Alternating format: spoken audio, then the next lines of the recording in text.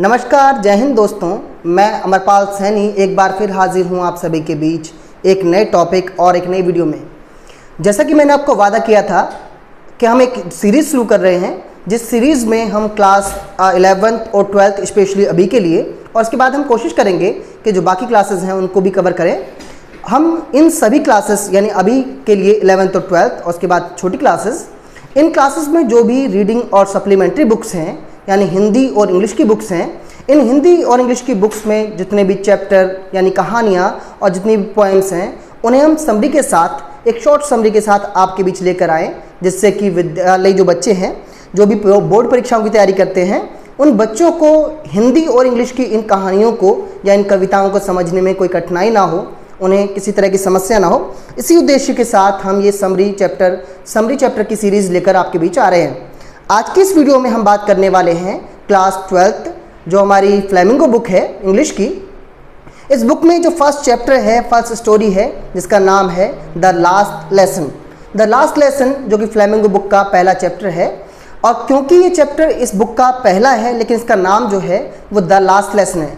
बड़ी दिलचस्प एक कहानी है, बड़ी दिलचस्प एक स्टोरी है, और इस स्टोरी के राइटर हैं अल्फोंस ड्यूडेट।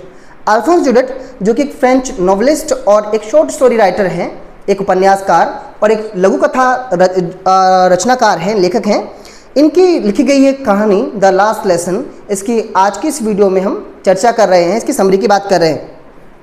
तो देखिए बच्चों, ये जो लेसन है, ये जो चैप्टर है, ये फ्रांस के एक युद्ध के समय की स्थिति को दर्शाता है। ये युद्ध जो फ्रांस और पर्शियन के बीच में, पर्शिया और फ्रांस के बीच में एक वॉर हुआ, एक युद्ध हुआ 1870-71 में, यानी 1870 और 71 में। इस युद्ध के बाद क्या हुआ कि ये जो युद्ध था, इसे पर्शिया जो है का बिस्मार्क जो लीडर था, जो कि आर्मी चीफ था, वो लीड कर रहा था। और पर्शिया जो था उसने फ्रांस के दो जिलों को, दो शहरों को जीत लिया, अल्सेस और लोरेन को। अल्सेस और लोरेन के जो लोरेन दो जिले थे, जो शहर थे फ्रांस के, इन्हें जीत लिए जाने के बाद, किसी भी जिले को किसी अन्य देश के द्वारा जीत लिए जाने के बाद वहाँ की शिक्षा व्यवस्था पर, वहाँ के शिक्षा तंत्र पर क्या प्रभाव पड़ता है, क्या बदलाव आते हैं, इसी सब को इस कहानी में समेटने की कोशिश की है अल्फोंस ड्यूडेट ने। तो देखिए, जो कहानी की शुरुआत है वो इस तरह से है कि एक बच्चा सुबह काफ़ी देर से, काफ़ी जो है लेट अपने घर से स्कूल के लिए निकलता है। और स्कूल के लिए देर से निकलने की जो वजह है वो सिर्फ ये नहीं कि वो अपने जो दैनिक कार्य हैं उनमें बिजी था या व्यस्त था, या वो जो है गलती से लेट हो गया, बल्कि वजह ये है कि जो छोटा बच्चा है वो अपने स्कूल के लिए निकलते समय अपनी, मतलब कह सकते हैं कि जानबूझकर लेट हुआ। जानबूझकर लेट होने की वजह ये है क्योंकि उसके टीचर एम हैमल ने उन्हें जो है घर से पार्टिसिपल्स के बारे में याद करने को कहा था, जबकि जो बच्चा है जिसकी हम बात कर रहे हैं वो पार्टिसिपल्स के बारे में एक सिंगल वर्ड नहीं जानता था। इसीलिए जो ये छोटा बच्चा है वो जानबूझकर अपने घर से स्कूल के लिए देरी से निकला।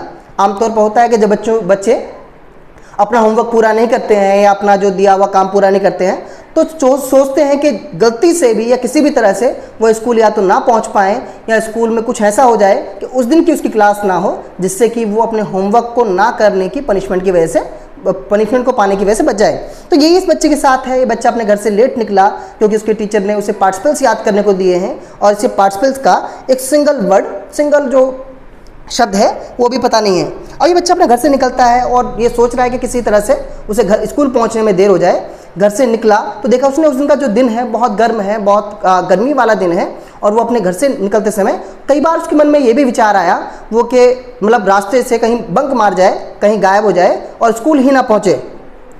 रास्ते में चलते हुए देखता है कि जब अपने घर के एक रास्ते से गुजरता है तो देखता है रास्ते की एक तरफ एक कह सकते हैं कि जंगल में चिड़ियों के चहचहाने की, चिड़ियों के बोलने की आवाज़ बड़ी मनमोहक लग रही है, जो कि उसके कदमों को रोक रही है।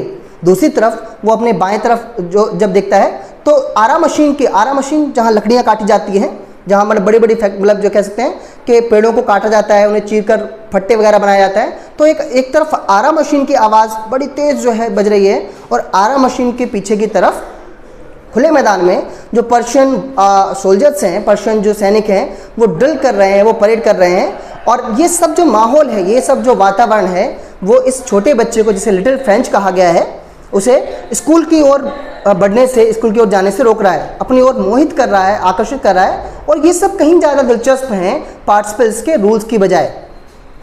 ये सब देखते समय जो बच्चा है वो स्कूल की तरफ बढ़ता है, वो अपनी पूरी हिम्मत को, अपने पूरे मन को जुटाता है और स्कूल की तरफ बढ़ जाता है। स्कूल की तरफ बढ़ते समय वो देखता है कि उनके जो शहर का कह सकते हैं जो कम्युनिटी हॉल है, सामुदायिक भवन है। सामुदायिक भवन जैसे कह लें कि हमारे आमतौर पर क्षेत्रों में कुछ ऐसी जगह होती हैं जहाँ पर सामुदायिक कार्यक्रम होते हैं, उत्सव होते हैं, जलसे होते हैं, उस स्थान को कम्युनिटी हॉल या सामुदायिक भवन कहते हैं। तो कम्युनिटी हॉल के पास से जब वो गुजर रहा होता है, उसके कम्युनिटी हॉल पर एक बुलेटिन बोर्ड लगा होता है, एक खबरों का सूचना पट लगा होता है। और इस पूरे एक साल में, मतलब पिछले एक साल में जो भी बुरी खबरें यहाँ इसके शहर को, जो जहाँ ये बच्चा रहता है, जो भी बुरी खबरें मिली हैं वो उसी बुलेटिन बोर्ड से, उसी सूचना पट से मिली हैं। अब ऐसे में जब वो गुजर रहा होता है तो उस सूचना पट से पर ये सूचनाएं हम अक्सर लिखी रहती हैं कि पिछले कुछ ही वर्षों में कितने युद्ध हारे गए, कितने लोग जाने गए, कितना जान माल का नुकसान हुआ। ये सभी खबरें इनके शहर को, इनके क्षेत्र को उसी सामुदायिक भवन पर लगे हुए बुलेटिन बोर्ड से मिली हैं। लेकिन आज जब ये बच्चा इस सामुदायिक भवन के पास से गुजर रहा है तो वो देखता है कि बुलेटिन बोर्ड के पास बहुत सारी भीड़ जुटी हुई है, बहुत सारे लोग वहाँ उपस्थित हैं और वो सब बुलेटिन बोर्ड पर बड़े ध्यान से पढ़ रहे हैं। अब यहाँ जो है उसको लगता है कि भाई वो उसके बारे में, उसके मन में एक बार विचार आता है कि आखिर माजरा क्या है, मैं भी देखूँ कि इतनी भीड़ बुलेटिन बोर्ड के पास, उस सूचना पट के पास क्यों लगी हुई है। लेकिन जब वो वहाँ पहुँचता है तो वो देखता है कि मतलब वहाँ शायद कुछ ऐसी जो कह सकते हैं बुरी खबर है वो एक बार फिर मिली है। लेकिन फिर भी वो क्या करता है कि उसे, क्योंकि इस बात का आभास है, उसे इस बात का एहसास है कि उसे स्कूल के लिए देरी हो रही है, तो वो अपने स्कूल के लिए वहाँ से चल देता है। जब वो वहाँ से अपने स्कूल के लिए चलता है तो वहाँ खड़ा हुआ बिस्मार्क जो ब्लैक स्मिथ है, ब्लैक स्मिथ जो लोहार है, वो उसे टोकता है, वो उसे रोकता है, कहता है कि लिटिल फ्रेंच, तुम अभी जो है जल्दी से स्कूल मत जाओ क्योंकि अभी तुम्हें स्कूल पहुंचने के लिए देरी नहीं हुई है, तुम समय से स्कूल पहुंच जाओगे। ये बात इस बच्चे को बड़ी कह सकते हैं कि छेड़खानी वाली लगती है। उसे लगता है टांग खिंचाई कर रहा है, क्योंकि इस बच्चे को पता है कि मैं खुद ही अपने घर से स्कूल के लिए देरी से निकला, फिर रास्ते में भी जो आरा मशीन, इधर चिड़ियों की चहचहाने की आवाज़, उधर ड्रिल को देखने में काफ़ी समय लगा, और अब जबकि मैं स्कूल जाने के लिए हूँ तो ये मुझे बोल रहा है कि भाई अभी आपको स्कूल पहुंचने में देर नहीं हो, समय से पहुंच जाओगे। तो इसे ऐसा लगता है लिटिल फ्रेंच को कि जो ब्लैक स्मिथ है, जो लोहार है, वो उससे मजे ले रहा है, वो उसे छेड़खानी, मतलब उसे छेड़ने की कोशिश कर रहा है। तो ये जो लिटिल फ्रेंच है वो वहाँ से निकलकर अपने स्कूल की तरफ चल देता है और अपने स्कूल में पहुँचता है। अपने स्कूल में जो उसके टीचर हैं MML, उनके गार्डन के पास पहुँचता है। आज इसको, जो लिटिल फ्रेंच है, उसे अपना जो स्कूल है वो बाकी सामान्य दिनों से, बाकी जो नॉर्मल डेज हैं उनसे थोड़ा सा अलग लग रहा है। थोड़ा सा जो है वो जो स्कूल है थोड़ा सा अलग, थोड़ा सा डिफरेंट लग रहा है। डिफरेंट क्या कि आज इसके स्कूल में पूरी तरह से सन्नाटा पसरा हुआ है, पूरी तरह से शांति पसरी हुई है। जबकि आम दिनों पर जब स्कूल शुरू होता है तो ऐसा लगता है कि मतलब जो आम गतिविधियाँ जब भी किसी स्कूल के स्टार्ट होने की होती हैं, डेस्क के इधर से उधर खिसकाने की आवाज़ें, टीचर्स के अपनी डेस्क पर जो है अपने रूलर को, अपनी डंडे को, अपने छड़ को बजाने की आवाज़ें, या बच्चों के अपने शब्दावलियों को, अपने अक्षरों को तेज़ तेज़ चिल्लाकर पढ़कर दोहराने की आवाज़ें। होता है ना आमतौर पर छोटी क्लासेस में बच्चे पढ़ते हैं ए तो दूसरे से बच्चे बोलते हैं ए, बोलता है बी तो बहुत तेज़ बच्चे बोलते हैं बी, अगर आपने छोटी कक्षाएँ देखेंगे। तो जो लिटिल फ्रेंच है वो देखता है कि बाकी दिन, सामान्य दिनों में जो गतिविधियाँ स्कूल के प्रारंभ होने के समय होती हैं, जो शोर शराबा, शोरगुल होता है और इस शोरगुल की आवाज़ें शहर के बाहर तक जाती हैं, लेकिन आज स्कूल में एक सन्नाटा पसरा हुआ है, एक शांति पसरी हुई है। और ये शांति उसे थोड़ा सा अजीब लग रही है, संडे की जैसे संडे की या किसी छुट्टी वाले दिन का सन्नाटा होता है, वो इस तरह का इसे लग रहा है। लेकिन लिटिल फ्रेंच ने अपने टीचर के बगीचे के पास से खड़ा होकर देखा तो उसे अपनी क्लास में अपने जो क्लासमेट्स हैं, अपने जो साथी हैं, वो दिखाई देते, तो इससे कंफर्म होता है कि हाँ स्कूल तो है। लेकिन स्कूल में आज इस परिवर्तन का जो मतलब है वो उसे समझ नहीं आता है। लिटिल फ्रेंच जल्दी से दौड़कर अपने क्लासरूम के दरवाजे पर पहुंचता है। तो जब क्लासरूम के दरवाजे पर पहुंचता है, उसके जो टीचर हैं MML, वो क्लासरूम में उपस्थित हैं। उनके पास एक लोहे की छड़ है और वो अपने क्लासरूम में चहलकदमी कर रहे हैं। चहलकदमी मतलब क्लासरूम में देखते हैं आप, टीचर एक जगह से दूसरी तरफ टहलते हैं। तो उस जो है अवस्था में वो क्लासरूम पहुंचता है। जैसे क्लासरूम में एंटर होता है तो उसके टीचर MML, जो कि बहुत रूड हैं वैसे तो, वो कहते हैं कि हम तुम्हारे बिना ही शुरू करने वाले थे लिटिल फ्रेंच, जाओ और अपनी सीट पर बैठ जाओ। लिटिल फ्रेंच भी एकदम से अपनी जो डेस्क है, डेस्क में अगर साइड में बच्चे भी बैठे हुए हैं, घूम कर जाएगा तो सबको उठाना पड़ेगा, सबको उठने के लिए कहना पड़ेगा। वो डेस्क के ऊपर से कूद कर, अक्सर जब बच्चे करते हैं, डेस्क के ऊपर कूद कर अपनी सीट पर जाकर बैठ जाता है। इससे पहले कि उसे सांस आती, वो कुछ समझ पाता, उसमें वो देखता है कि आमतौर पर तो उसे डर इतना लग रहा था, वो कहता है, मतलब इसमें लिखता है लिटिल फ्रेंच कि मुझे पता है कि मुझ पर उस समय क्या बीत रही होगी कि जब जो एम हैमेल जो टीचर हैं वो छड़ लेकर क्लासरूम में घूम रहे हैं और मैं लेट पहुंचा। लेकिन जैसी उम्मीद थी कि जो एम हैमेल हैं वो डांटेंगे या वो मारेंगे, ऐसा कुछ भी नहीं हुआ और उन्होंने बड़ी शांति से कहा कि हम तुम्हारे बिना शुरू करने वाले थे लिटिल फ्रेंच, छोटे बच्चे, और अब तुम जाओ अपनी सीट पर बैठ जाओ। सारा अपना जो साहस है, अपना डर है, उसे समेटने के बाद जब लिटिल फ्रेंच क्लासरूम को बड़े ध्यान से देखता है तो उसे कुछ और जो चेंजेस हैं वो आज क्लासरूम में लगते हैं। क्या चेंजेस? कि जो क्लासरूम में पीछे की ओर जो डेस्क, जो सीटें हमेशा खाली रहती थीं, आज वहाँ उसके गांव के, उसके जो शहर के कुछ जो प्रतिष्ठित लोग हैं वो बैठे हुए हैं। एक पुराने पादरी बैठे हुए हैं, एक होशर बैठे हुए हैं, जो पुराने फॉर्मर चेयरमैन हैं, उनके यहाँ के मेयर हैं वो बैठे हुए हैं, ब्लैक स्मिथ बैठा हुआ है। यानी कई सारे जो इनके गांव या शहर के जो प्रतिष्ठित लोग हैं, जो काफ़ी जाने माने लोग हैं, वो भी आज क्लासरूम में पीछे की तरफ बैठे हुए हैं।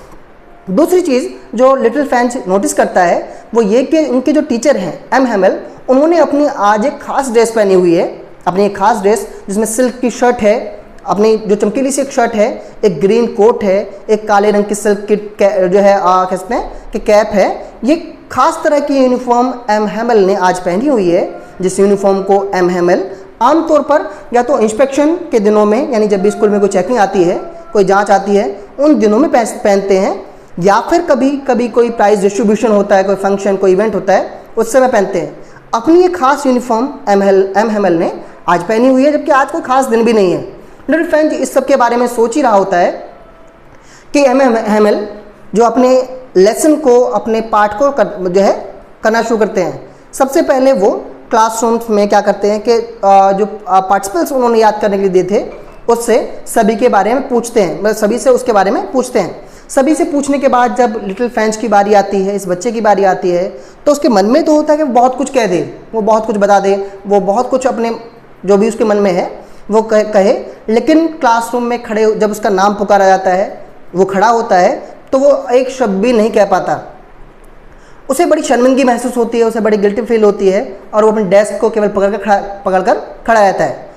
जो उसके टीचर हैं एम हैमेल, वो उसे कुछ कहते नहीं हैं, बैठने के लिए कह देते हैं।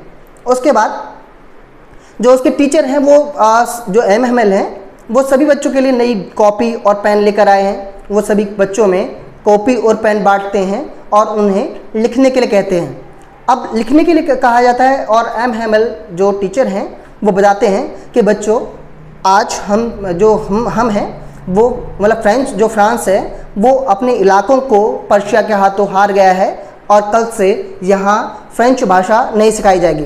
कल से जर्मन टीचर आ जाएंगे और वो जो जर्मन लैंग्वेज है वो सिखाएंगे। अब इस सब के बाद जो लिटिल फ्रेंच है उसे लगता है, उसे महसूस होता है कि भाई अभी तक तो मैं जो अपनी भाषा है फ्रेंच भाषा, उसमें बहुत कुछ नहीं सीख पाया था, उसमें बहुत कुछ मैं कर नहीं पाया था। और क्या कल से जो जर्मन भाषा यहाँ पढ़ाई जाएगी, उस जर्मन भाषा को क्या सभी लोग पढ़ेंगे? क्लासरूम में छत की ओर से जब कबूतरों के चहचहाने की आवाज़ आती है, लिटिल फ्रेंच के मन में चलता है कि क्या कल से कबूतर भी फ्रेंच भाषा सीखेंगे? उसका बच्चा है, बच्चे के मन में जो विचार आते हैं कि मैंने अब इतनी अपनी भाषा को सीखने के लिए इतना समय दिया, तब जाकर मैं अपनी भाषा को नहीं सीख पाया, कल से एक नई भाषा, कल से एक नई जो लैंग्वेज है वो कैसे सीखी जाएगी? क्या सब कुछ बदल जाएगा? क्या सभी जो भाषाएं, ध्वनियाँ हैं वो नई भाषा में होंगी? ये सब लिटिल फ्रेंच के मन में चल ही रहा होता है कि जो टीचर हैं एम हैमेल, वो अपनी बात शुरू करते हैं। वो बताते हैं कि आज आपका फ्रेंच भाषा का आखिरी लेसन है, द लास्ट लेसन है, और मुझे बड़ा खेद है, मुझे बड़ी जो है शर्मिंदगी है कि मैं तुम सबको भाषा नहीं सिखा पाया। हमारी जो मातृभाषा है, हमारी जो मदर टंग है, वो मैं आपको नहीं सिखा पाया। इस बात का मुझे बड़ा खेद है। कई बार ऐसा हुआ कि भाई आपके माता, मतलब, और मैं तुम्हें नहीं सिखा पाया, इसके लिए केवल मैं जिम्मेदार नहीं हूँ, केवल तुम जिम्मेदार नहीं हो, लेकिन बहुत बड़ा जो योगदान है वो हम सबका है। लिटिल फ्रेंच जो एम हैमेल हैं, जो टीचर हैं, वो कहते हैं कि कई बार तुम्हारे माता पिता ने तुम्हें स्कूल भेजने के बजाय किसी के खेत पर काम करने के लिए, किसी फैक्ट्री में काम करने के लिए भेज दिया, केवल और केवल कुछ सिक्कों के लिए, जिससे कि तुम अपनी पढ़ाई को पूरा नहीं कर सके। कई बार ये भी हुआ कि मैंने जब भी मेरा फिशिंग करने का मन हुआ तो मैंने तुम्हें जो है छुट्टी दे दी, या कई बार मैंने तुम्हें अपने निजी काम से अपने गार्डन में, अपने बगीचे में पौधों को पानी देने भेज दिया। तो इस सब तुम अपनी मातृभाषा को नहीं सीख पाए, ये बड़े खेद की बात है। लेकिन इस बात में के लिए कई बार तुम भी, क्योंकि तुमने कभी भी इस भाषा को, अपनी मातृभाषा को खुद से सीखने की कोशिश नहीं की, अपने एफर्ट्स, अपने जो है के अपने जो प्रयास हैं वो नहीं लगाए। तुम्हारे माता पिता का भी दोष है, मैं भी दोषी हूँ। लेकिन किसी भी राष्ट्र के लिए, किसी भी देश के लिए, उसके नागरिकों के लिए अपनी मातृभाषा को सीखना बहुत ज़रूरी है, बहुत आवश्यक है। जो लोग अपनी मातृभाषा को महत्व नहीं देते, उनकी संस्कृतियाँ, उनके इतिहास समाप्त हो जाते हैं। जो एम हेमल हैं वो अपनी बात इस तरह पूरी करते हैं। इसके बाद जैसे ही जो क्लासरूम है उसकी कह सकते हैं कि एंडिंग की बात आती है, क्लास की एंडिंग बात के ऊपर जो एम हेमल है उनकी सिस्टर हैं, पिछले 40 साल से एम हेमल इसी विद्यालय में, इसी कक्षा में बच्चों को पढ़ा रहे हैं। और जिस जगह पर रहते हैं वहाँ के वातावरण में वो कई पीढ़ियों को पढ़ा चुके हैं, एक ही परिवार की कई पीढ़ियों को पढ़ा चुके। 40 साल एक बड़ी अवधि होती है, और एक टीचर का जब एक जगह से, किसी स्कूल से 40 साल का लगाव हो तो उसे छोड़ना बड़ा मुश्किल होता है। एम हेमल आज इसी दुख को, इसी पीड़ा को महसूस कर रहे हैं। और जो अब लिटिल फ्रेंच को समझ में आता है कि क्लासरूम में जो पीछे की तरफ बैठे हुए लोग हैं वो वहाँ क्यों हैं। वो अपने कह सकते हैं कि विद्यालय के उस शिक्षक को सम्मान, अपना समर्पण जो है अर्पित करने आए हैं, जिसने अपने जीवन के 40 साल इस समाज, इस शहर के लोगों को शिक्षित करने में दे दिए। एम हेमल को जब लगता है कि उनका जो समय है वो समाप्त हो गया है, क्लास ख़त्म होने वाली है, क्योंकि पर्शियन जो सैनिक हैं वो एंटर हो चुके हैं और इन्हें, यानी जो एम हेमल हैं, उन्हें कल यहाँ से निकल जाना है। उन्हें सूचना मिलती है, उनकी जो सिस्टर हैं, कि वो पैकिंग कर चुकी हैं और इन्हें यहाँ से निकलना है। एम हेमल कुछ देर तक जो है अपने क्लासरूम में अपना लेसन पूरा करने के बाद चेयर पर, कह सकते हैं कि बिल्कुल निराशाजनक स्थिति में बैठे होते हैं। जैसे ही उन्हें सूचना मिलती है कि उन्हें अब वहाँ से जाना है, वो खड़े होते हैं और अपने पूरी क्षमता, अपने पूरे साहस के साथ डेस्क से, अपनी टेबल से एक चौक का टुकड़ा उठाते हैं और जितना बड़ा, जितना विशाल वो लिख सकते हैं, बोर्ड पर लिखते हैं फ्रांस वाला, यानी कि फ्रांस अमर रहे, फ्रांस जो है जीवित रहे। इस विचार को लिखते वो एक दीवार के एक कोने पर अपना सिर टिकाकर खड़े हो जाते हैं और सभी लोगों को कहते हैं क्लास डिसमिस। इस तरह से चैप्टर जो है ख़त्म हो जाता है। चैप्टर का सार, चैप्टर की समरी ये है कि जब भी किसी क्षेत्र में किसी अन्य देश का शासन होता है तो वहाँ की शिक्षा व्यवस्था, वहाँ का शिक्षा तंत्र किस तरह प्रभावित होता है, वहाँ का शिक्षा तंत्र पर क्या परिवर्तन, क्या बदलाव आते हैं। इस पूरी स्टोरी में, इस पूरी चैप्टर में केवल ये चीज़ें हैं। आशा करता हूँ कि इस छोटी सी समरी से आपको इस चैप्टर का निचोड़, इस कहानी का सार समझ आया होगा। मिलते रहेंगे अगली वीडियोज़ में ऐसे ही चैप्टर्स, ऐसी समरी के साथ। बने रहिए हमारे साथ। चैनल को सब्सक्राइब जरूर कर लें, अगर वीडियो अच्छी लगती है तो लाइक कर दें, और साथ ही साथ आपके जो साथी आपके क्लासेस में पढ़ रहे हैं उन तक इस वीडियो को शेयर जरूर करें, जिससे कि इस वीडियोस का लाभ, इसका फ़ायदा सभी लोगों को मिल सके। मिलेंगे अगली वीडियो में, तब तक के लिए जय हिंद, नमस्कार।